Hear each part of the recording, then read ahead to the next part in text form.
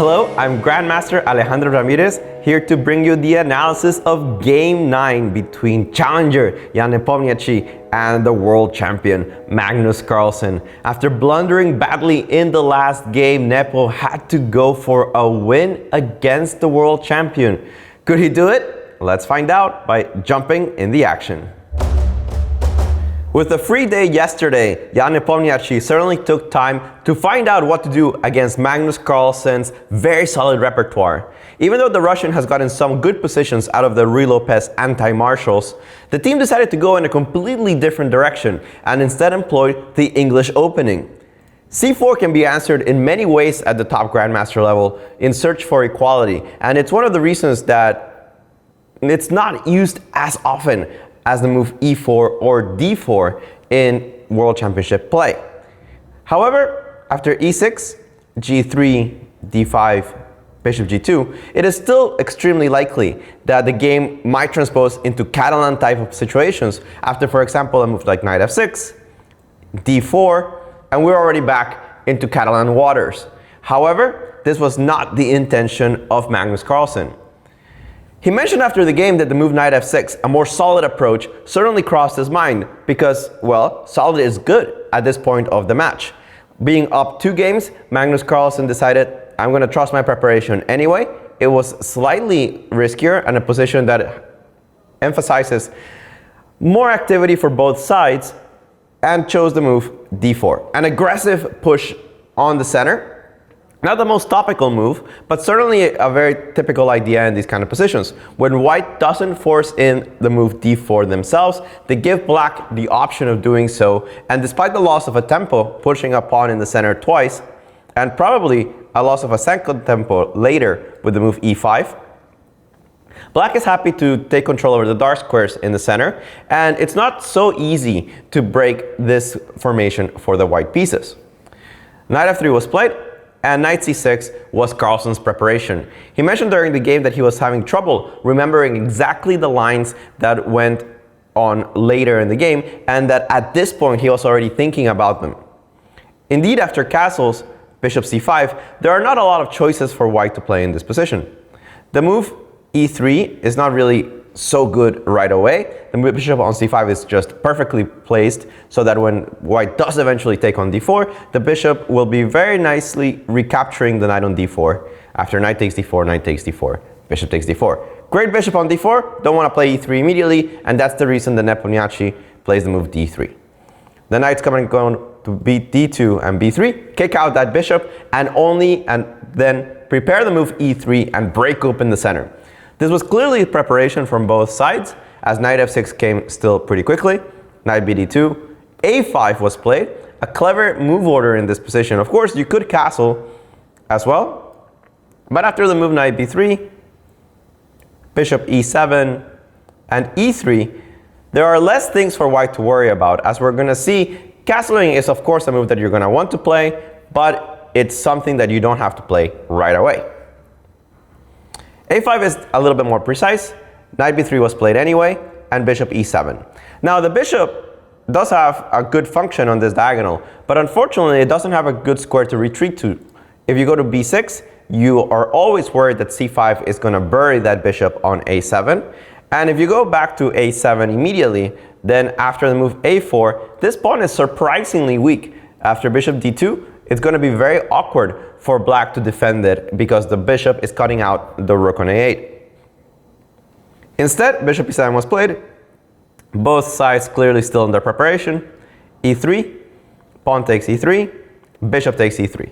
So we finally get the break in the center that we were talking about. Of course, black had no option but to take on E3 as he needed to hold on to that pawn on D4 via very artificial ways, such as E5, takes, and after a move like rook E1, this pawn on D4 will be a permanent target, and this open file will be very beneficial for the white side. D takes E3 is of course a better move, and after bishop takes E3, knight G5, knight G4, let's say, is the key idea of this position. The knight is harassing the bishop on E3. Certainly black is interested in taking it and getting the pair of bishops, and this bishop has to go somewhere. It doesn't have a very comfortable square. If you go to F4, you're simply encouraging the move E5 with the tempo. No real reason to do that. The bishop doesn't want to retreat all the way down to c1. It's in the middle of too many pieces. Bishop d2 cannot be played because queen takes d3 comes, and black is happy to take that important pawn. So the bishop must go to c5. You don't want to trade on c5 because after knight takes c5, you will run into some issues with the knight being strongly positioned there. And instead, Magnus castles first, plays the move d4, Nepo plays the move d4, and the move a4 comes, which is a very logical idea. And this is the reason that in many situations, black plays the move a5, preempting this move knight d2 to b3. The pawn kicks out this knight on b3 and forces the series of moves. Bishop takes e7 is the only move. If the knight goes anywhere, black will be happy to take on c5, ruin that structure on the center. So you can't allow that. Bishop takes e7 is very natural. Queen takes e7 and knight c5. And it was clear that at this point, Magnus Carlsen didn't fully remember what to do in this position. If you ask the super engines, they actually recommend the move e5 to fully equalize, even though it's not so clear to a human why it's fully equal and what to do against the move rook e1. But the engines have it almost worked out. This is probably still a little bit unpleasant for black to play if you don't know the moves exactly. And perhaps that's the reason that Magnus decided not to go for this. Instead, he played the move a3, perhaps misremembering the position. And in this case, white has two real options. And it was very surprising to most people here in the audience and the grandmasters I was looking at this position with that Nepo didn't play the move b4. Now, b takes a3 was Nepo's choice, but let's take a quick look at the move b4. It's a very strong pawn push, threatening also to dislocate this knight on c6 with the move b5. The knight doesn't have a good square to go to. And if you take on b4, then after rook b1, attacking the knight cannot take on a2 because it gets stranded on the a2 square. Queen c2 would simply pick up the knight. And if you retreat to c6, then after knight takes b7, white's gotten some advantages. The bishop on g2 is now opened. The pawn on a3 might become a vulnerability later. The rook is kind of stuck defending it. This central pawn structure is nice. It controls a lot of squares. The knight is ready to retreat to c5 in some points and have a great position. And the knight is preventing this rook from coming to d8. The only question, of course, would be what happens after rook b8.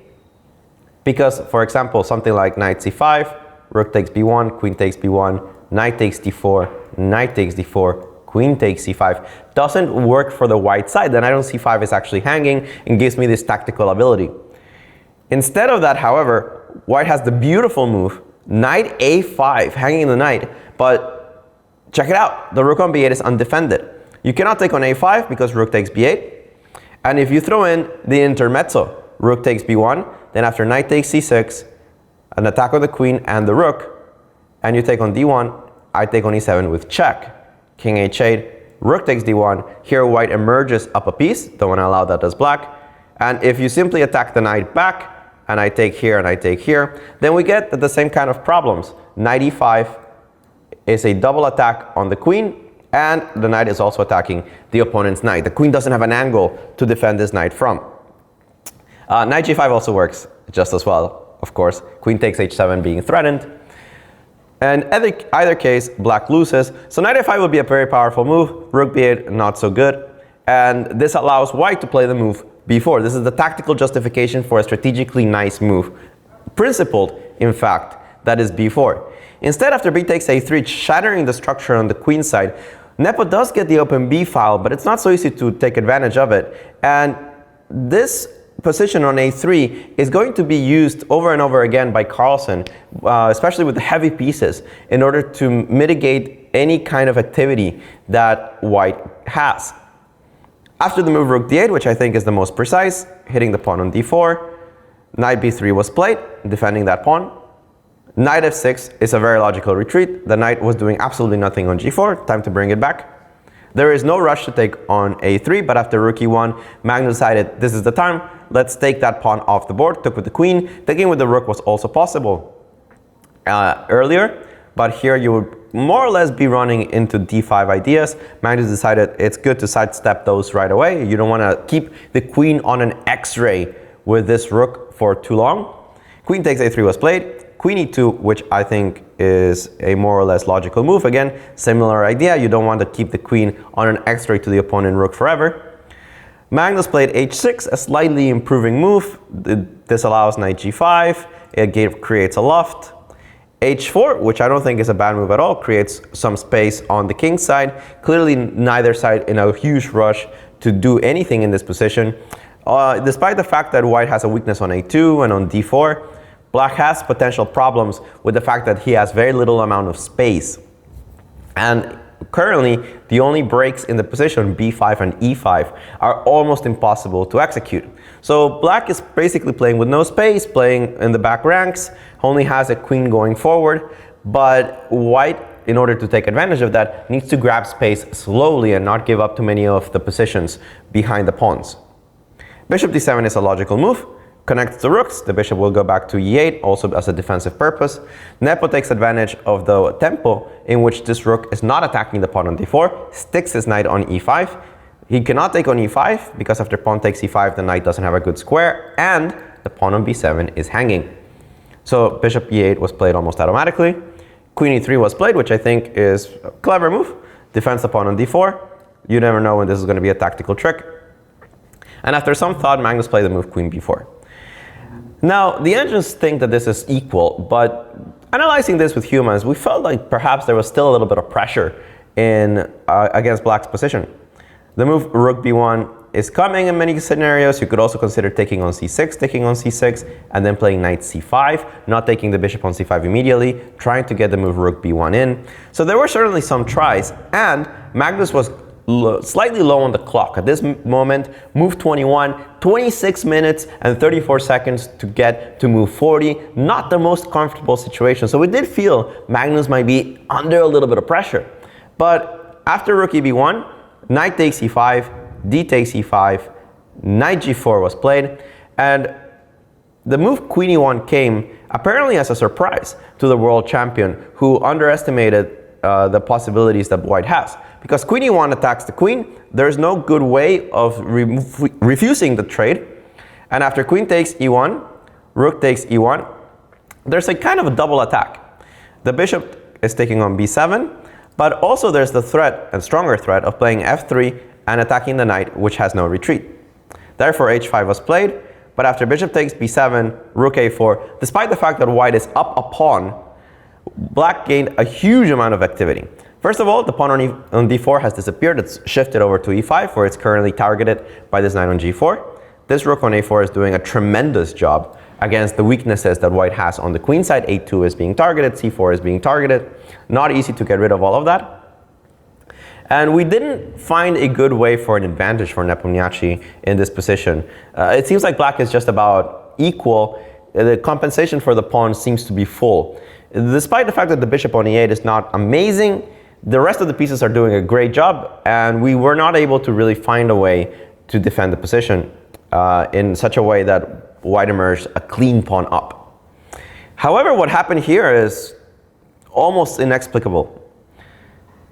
The challenger played the move c5, which is an absolute blunder in this position, and at this level of chess, it's hard to explain. Simply a mind slip, something that there are no words for it. The move c5 allows the move c6. Yes, it's true, the pawn is no longer in range of the rook, but after the move c6, this bishop is just completely trapped. And it's not difficult to see that it's going to be attacked by both of black's rooks. One coming to b8, one coming to a7. And there's no way to save this bishop. There is no possibility in which the bishop survives, and you don't actually even get much for it. If you take a secondary pawn by taking on c6, then after bishop takes e6, the bishop becomes a monster. So you have the awful option of being down a piece for one pawn with, let's be honest, zero compensation, or being down a piece for two pawns, but black gets even the initiative. The rest of the game is really trivial for a player of Magnus Carlsen's level. f3, knight h6, rook e4, and off we go to corral the bishop. Rook b4 was played, rook b8, but there's really nothing to see here. Nepo tries to push the pawn with a4, rook takes b7, rook takes rook b6, which at least allows the knight to go to c5 and establish itself as a powerful piece, but who cares about powerful pieces when you're down a full piece?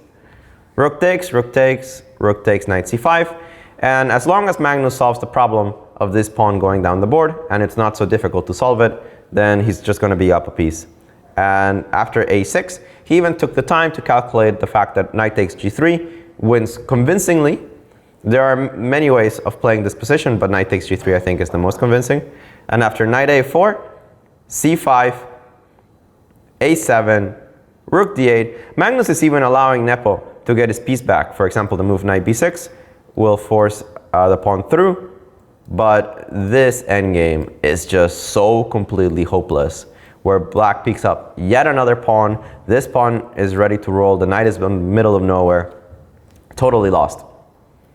Instead, Nepo took on c5, but after rook a8, the pawn is simply not queening. You're down a piece for free, and black is a move away from reaching move 40. And that's pretty much the end of the game. Jan Nepomniachtchi simply blundered horribly today. If you ask me for an explanation, all I can say is that the pressure has gotten to him and that the psychological blow from game 6, perhaps not only psychological, but also in the physical exertion that he has had to have in this championship, has gotten to him. And a blunder of this level simply doesn't happen often at this level of chess. And to see it twice, and twice in a row, granted perhaps this one slightly or significantly more egregious than the past one, is baffling for chess fans around the world, and certainly baffling for Team Nepo. The match is not mathematically over, and surely Nepo will try to go swinging with the black pieces tomorrow, trying to score some sort of victory, at least morally trying to win a game. We're going to have to see what he brings to the match tomorrow, but recovering from this will be quite the feat.